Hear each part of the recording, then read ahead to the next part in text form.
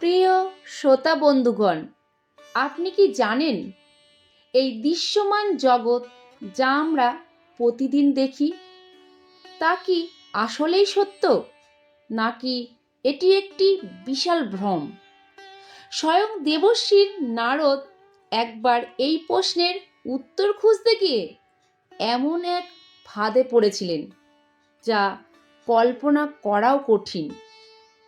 একদিন নারদ ভগবান শ্রীবিষ্ণুকে জিজ্ঞেস করলেন, প্রভু, এই মায়া আসলে কি? একে কিভাবে বোঝা যায়? বিষ্ণু মুচকি হাসলেন। তিনি বললেন, নারদ, মায়াকে বুঝতে হলে আগে এটি অনুভব করতে হবে। আমি খুব তৃষ্ণার্ত, আগে আমার জন্য এক ঘটি জল নিয়ে এসো।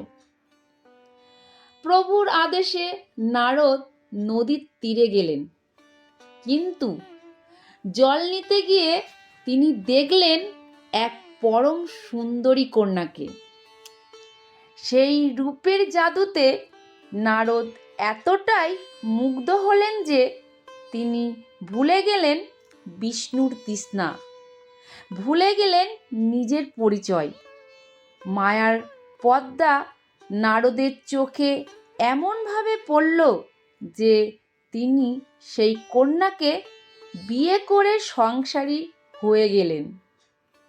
দিন কাটল, বছর কাটল, নারদ বাবা হলেন, তারপর দাদু হলেন। নাতিপুতনি আর ঐশ্বর্য নিয়ে তিনি এক পরিপূর্ণ সুখী জীবন কাটাতে লাগলেন। তিনি ভুলেই গেলেন যে তিনি স্বর্গের দেবশ্রী। ঠিক তখনই প্রকৃতর রুদ্ররূপ নেমে এলো। আচমকা কালো মেঘে আকাশ ঢেকে গেল।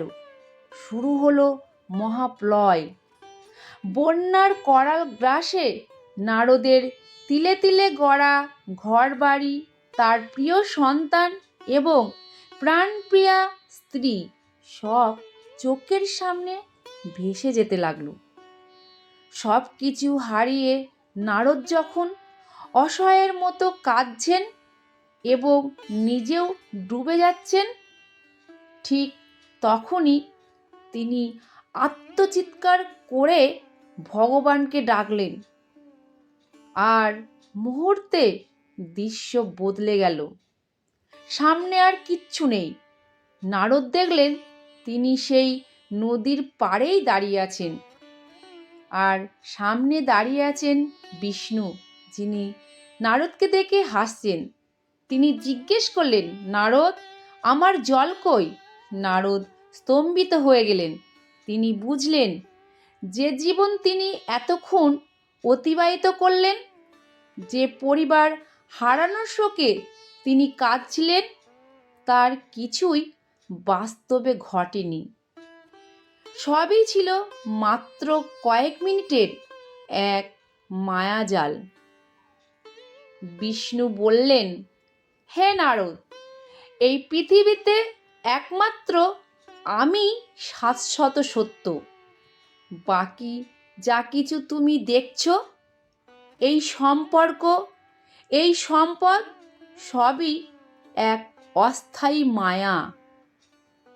তুমি আমার পরম ভক্ত হয়েও যদি এই ভ্রমের জালে আটকে পড়তে পারো, তবে একবার সাধারণ মানুষের অবস্থাটা ভেবে দেখো। বন্ধুরা, আমাদের জীবনটাও কি ঠিক এমন নয়? আমরা যা কিছু আজ নিজের ভাবছি, তা কালকে থাকবে তো? কমেন্টে অবশ্যই জানান। আপনি কি মায়ার এই রহস্য আগে কি কোনো গল্পের মাধ্যমে জানতেন? জয় শ্রীকৃষ্ণ, হরে কৃষ্ণ।